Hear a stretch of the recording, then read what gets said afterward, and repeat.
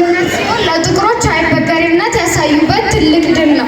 ለጥቁሮች ድል፣ ለነጮች ሽንፈት ሆኖ ለዘመናት ቆይቷል። የጦርነቱ መንስኤ ምንድን ነው?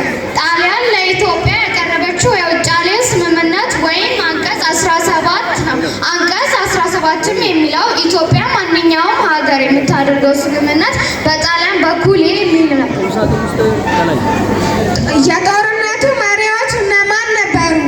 ከኢትዮጵያ መሪ የነበሩት አጼ ሚኒሊክና እቴጌ ጣይቱ ብጡል ነበሩ። ከጣሊያን በጊዜ የነበረው መሪ ሙሶሊኒ።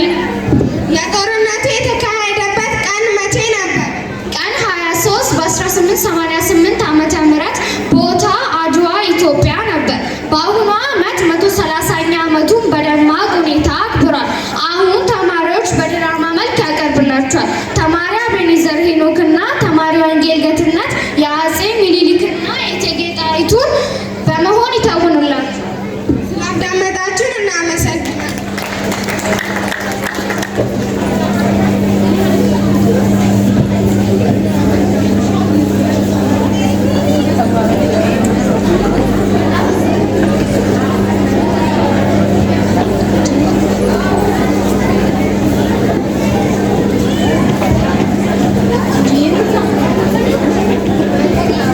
ለንጉሱ መልእክት ነበረኝ።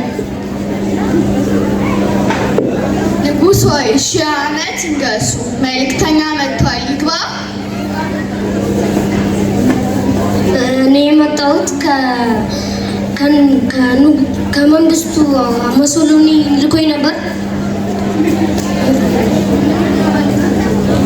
ኢትዮጵያ ከማንኛውም ሀገር ጋር የምታደርገውን ስምምነት ከአሁን በኋላ በጣሊያን በኩል እንዲሆን ነበር።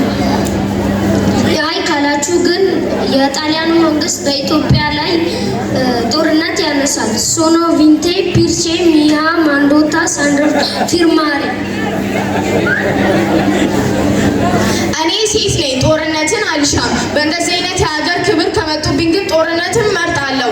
ስማ፣ ከፈለክ የዛሬ ሳምንት አድርገው። ለአንተ ወንድነት የኔ ሴትነት የሚለየው እንዳሻም የተፈራገጥክበት የሚኒሊክ ፊት ሳይሆን እዛው ሜዳም ነው። ሂድ ሂድ፣ መንገዱን ጨርቅ ያድርግልህ።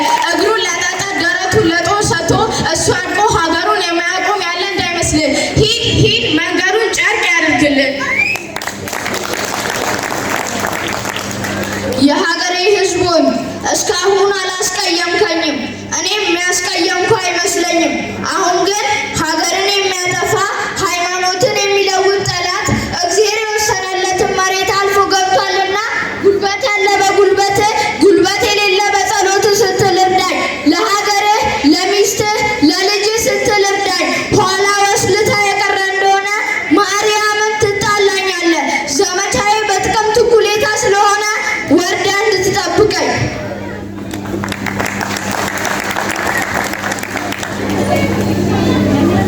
አድዋ ይመስክር፣ ማይጮህም ይናገር። ጦርና ፋሽስቱ አምኖበታል ሂትለር። ለዓለም መንግስት ለጄኔቫው ህገ መንግስት የጀግኖች ትግል በሰንደቅ ዓላማው እውነት ድል በባንዲራው በህዝቦች አንድነት የብሔር ብሔረሰቦች ሃይማኖት እኩልነት ህብረ ቀለሟ ጥብቅ ማሰሪያነት አረንጓዴ ቢጫ ቀይ ሰንደቅ ናት። ኢትዮጵያ ልጆቿ እንኩራባት። የነፃነት የድል ባንዲራ እሷ ናት። አፍሪካ የዓለም መንግስት ያመኑባት።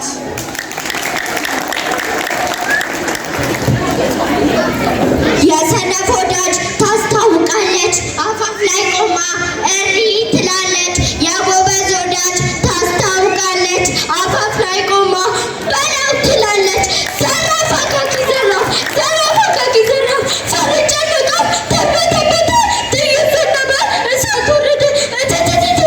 ዘራፍ አካኪ